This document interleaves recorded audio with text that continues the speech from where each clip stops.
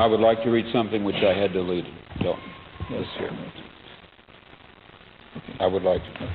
I also would like to tell you, if you have followed me this far, to accept my statement about my other memories under the sodium pentothal which returned. That world was a prison. It was dreadful. We overthrew it, just as we overthrew the Nixon tyranny, but it was far more cruel, incredibly so, and there was a great battle and loss of life. Now to continue.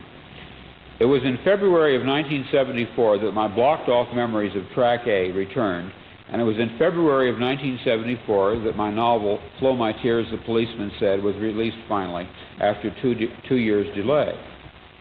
It was almost as if the release of the novel, which had been delayed so long, meant that in a certain sense it was all right for me to remember. That is, to remember that the book was not fiction. The book was based on subliminal memories which I had of such a world. But perhaps until the book was actually released, it was better that I did not remember. Why that would be, I do not know.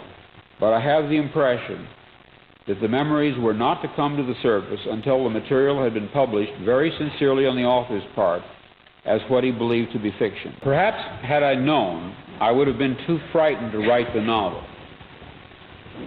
As it was, I was very frightened anyway. There was something about the novel that frightened me a great deal. Or perhaps I would have just shot off my mouth and told everybody and somehow interfered with the effectiveness of that book and such other books of mine as Man in the High Castle, which were also based on residual memories. The effectiveness of those novels might have been impaired. I do not even claim there was an intended effectiveness. Perhaps there was none at all. But if there was one, and I repeat the word if emphatically, it was almost certainly to stir subliminal memories in readers back to dim life. Not a conscious life, not an entering consciousness, as in my own case, but to recall to them on a deep and profound, albeit unconscious level, what a police tyranny is like, and how vital it is, now or then, at any time, along any time track, in any world, to defeat it. In March of 1974, the really crucial moves to depose Nixon were beginning. In August, 5 months later, they proved successful. It seems to me that in many ways, ideas have a life of their own. They appear to seize on people and make use of them. The idea which seized me 27 years ago and never let go of me is this: any society in which people meddle in other people's business is not a good society, and a state in which the government, quote, knows more about you than you know about yourself, as it is expressed in my novel Flow My Tears, the Policeman Said, is a state which must be overthrown. It may be a theocracy, a fascist corporate state, or reactionary monopolistic capitalism, or centralistic socialism. That aspect does not matter. And I am saying not merely it can happen here, meaning the United States, but rather it did happen here, meaning the United States. I remember I was one of the secret Christians who fought it, and at least to some extent helped overthrow it. And I am very proud of that, proud of myself in Time Track A. Just explain a few questions. I will add that. When I use the word Christian there, I do not mean Christians as they are now. I mean Christians as they were, say, 2,000 years ago, enemies of a powerful empire. When I saw Star Wars this morning, I thought to myself, déjà vu. There is, unfortunately, for me, a somber intimation which accompanies my pride in the work that I did in that alternate Earth. I think that in that previous world, I did not live past March of 1974. In this track here, which I will call Track B, we fought a much lighter tyranny, a far stupider one. Or perhaps we had assistance, the anterior reprogramming of one or more historical variables came to our rescue. Sometimes I think, and this is of course pure speculation, a happy fantasy of my soul, that because of what we accomplished there, or anyhow attempted to and very bravely, we who were directly involved were allowed to live on here, past the terminal point which brought us down in that other worse world. It is a sort of miraculous kindness. This gracious gift serves to delineate for us, for me at least, some aspects of the programmer.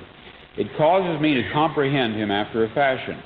I think we cannot know what he is, but we can experience his functioning, and so can ask, what does he resemble? Not what is he, but rather what is he like? First and foremost, he controls the objects, processes, and events in our space-time world. This is, for us, the primary aspect, although intrinsically he may possess aspects of greater magnitude but of less applicability to us. I have spoken of myself as a reprogrammed variable, and I have spoken of him as the programmer and reprogrammer.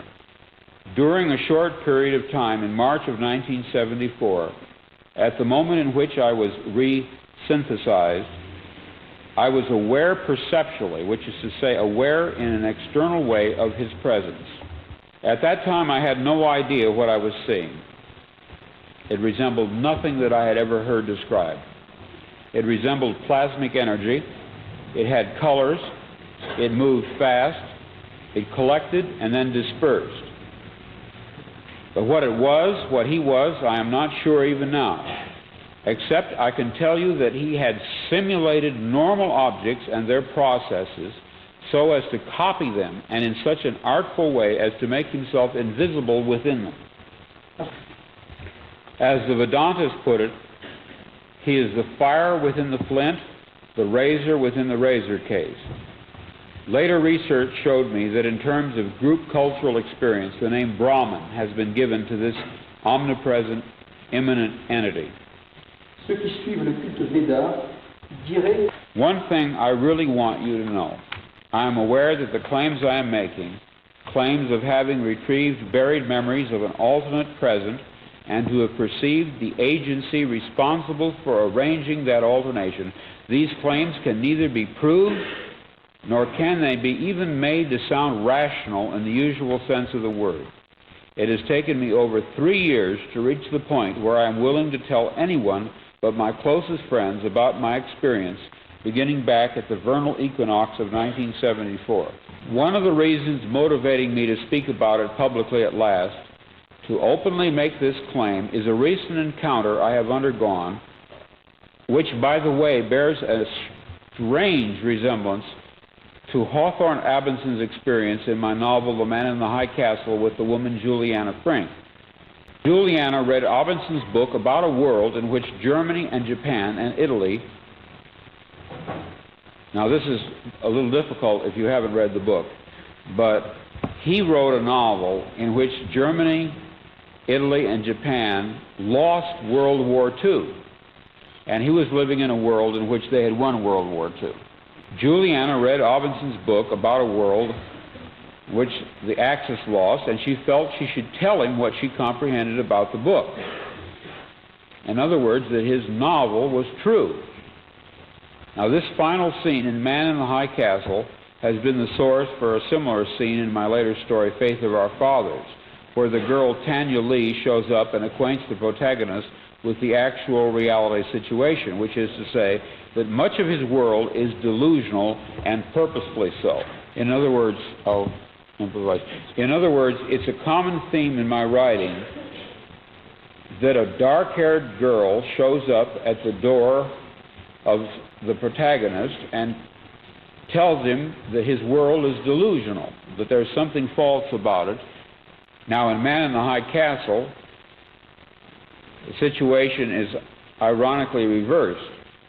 The girl that comes to the door tells an author that his book of fiction is true.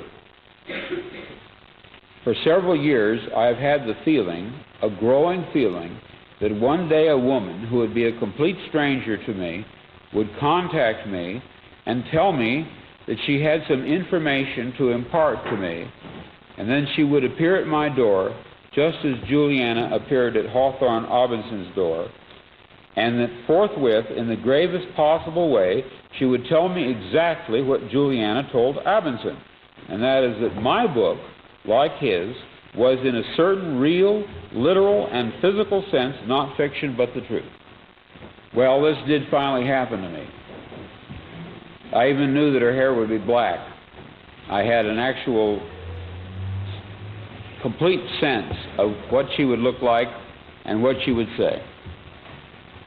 And I am speaking of a woman who had systematically read every single novel of mine, which is more than 30 novels, as well as many of my stories. She did appear. She was a total stranger, and she did inform me of this fact, that some of my fictional works were in a literal sense true. Now, I had posited in 1974, when my memories of this alternate world came back, that if these memories were authentic, that it was only a matter of time before a contact, a cautious, guarded probing by someone would occur, initiated by a person who had read my books and for one reason or another deduced the actual situation. I mean, knew what the significant information was which the books and stories carried. Now, this woman knew from my novels and stories which world I had experienced, which of the many. What she could not determine until I told her was that in February of 1975, I had passed across into a third alternative present, a third one, Track C, we will call it. And this was a garden or park of peace and beauty, a world superior to ours, rising into existence. To her of three rather than two worlds. The black iron prison world, which had been, our intermediate world in which oppression and war exist but have to a great degree been cast down, and then a third alternative world which someday, when the correct variables in our past have been reprogrammed, will materialize as a superimposition onto this one, and within which, as we awaken to it, we shall suppose that we had always lived there. The memory of this intermediate one, like that of the black iron prison world, eradicated mercifully from our memories. The best that I can really do at this point, after having had these experiences and written these novels, is to play the role of prophet, of ancient prophets and such oracles as the Sibyl at Delphi, and to talk of a wonderful garden world, much like that which once our ancestors are said to have inhabited. In fact, I sometimes imagine it to be exactly that same world restored, as if a false trajectory of our world will eventually be fully corrected, and once more we will be where once many thousands of years ago we lived and were happy. During the brief time I walked about in that garden world, I had the strong impression that it was our legitimate home which somehow we had lost. The time I spent there was short, about 6 hours of real elapsed time, but I remember it well. In the novel I wrote with Roger Zelazny, Deus Irae, I describe it toward the end, at the point where the curse is lifted from the world by the death. Most amazing to me about this park-like world, this Track C, was the non-Christian elements forming the basis of it. It was not what my Christian training had prepared me for at all. Even when it began to phase out, I still saw sky, I saw land and dark blue smooth water, and standing by the edge of the water, a beautiful nude woman whom I recognized as Aphrodite. At that point, this other, better world had diminished to a mere landscape beyond a golden rectangle doorway. The outline of the doorway pulsed with laser-like light, and it all grew smaller and was at last gone from sight. The 3 to 5 doorway, devouring itself into nothingness, sealing off what lay beyond.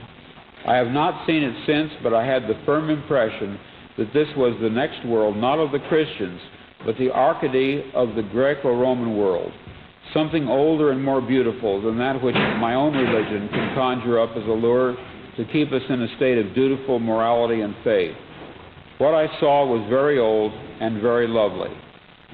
Sky, sea, land, and the beautiful woman, and then nothing, for the door had shut, and I was closed off back here. It was with a bitter sense of loss that I saw her go, really, since it all constellated about her. Aphrodite, I discovered when I